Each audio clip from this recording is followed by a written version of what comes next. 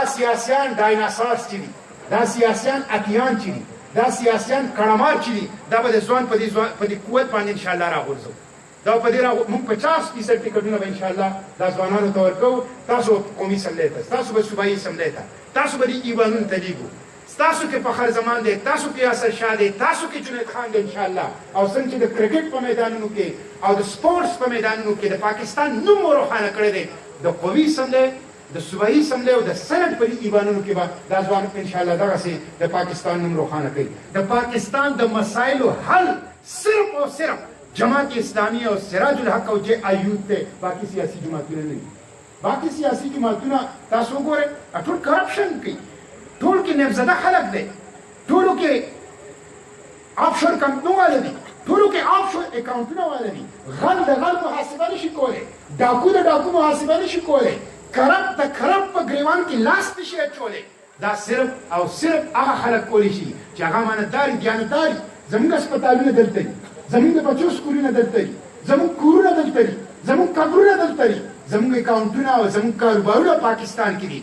موږ حقیقي پاکستانیان یو او دا حقیقي پاکستانیان به د پاکستان دا سبز هلالي پرچم دا اوچتوي او د پاکستان عظمت به دا په کرهی ارض باندې بحال کوي. ورونو د دې اعتراف په دشمن هم کوي. ریمن ډیوس یو ایجنټ و، تېره ورځ پرې هغه کتاب راغلی او هغه د هغې کتاب کې دا خبره کړې ده، د هغې کتاب په سر وخت باندې د جماعت اسلامي مظاهره ده. وی ډیمانډ هینګ ریمن ډیوس. موږ مطالبه کوو ریمن ډیوس په چوک کې سریعام پانسي کې. دا بینر پې لګېدلی دی، خپل کتاب په ټایټل پیج باندې ورکړی دی او په دې کتاب کې لیکلي دي چې صرف او صرف جماعت اسلامي وه چې په عوام کې او په ایوان کې او په میډیا کې یو طاقتور آواز راوچت کړی چې ریمن ډیوس دشمن پاکستان او دشمن اسلام دی او پانسي کې او باقي خو ټولې پارټۍ زما د رهایۍ دپاره کوششونه کوو. ورونو دا هغه خلک دی چې عافیې د دشمن په قید کې ورکړې ده. دا هغه خلک دی چې ریمن ډیوس دشمن د بلیک واټر ایجنټ، هغه صحیح سلامت قاتل، هغه د وی آی پي میلمه په شان په جاز کې کېنو امریکې ته. دا پاکستانیان نه دي، امریکایان دي، دا امریکایان دي. عافیه بیبي دا به صرف او صرف جماعت اسلامي پاکستان ته انشاءالله راوړي.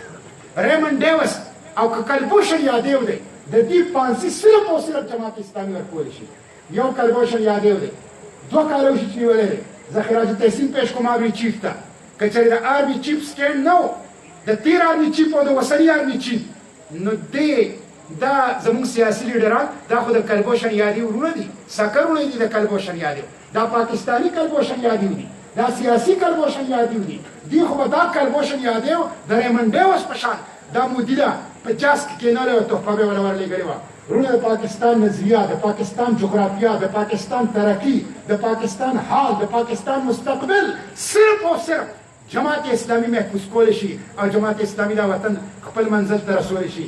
جے ایوب د اقبال مشن به سر ته رسوي.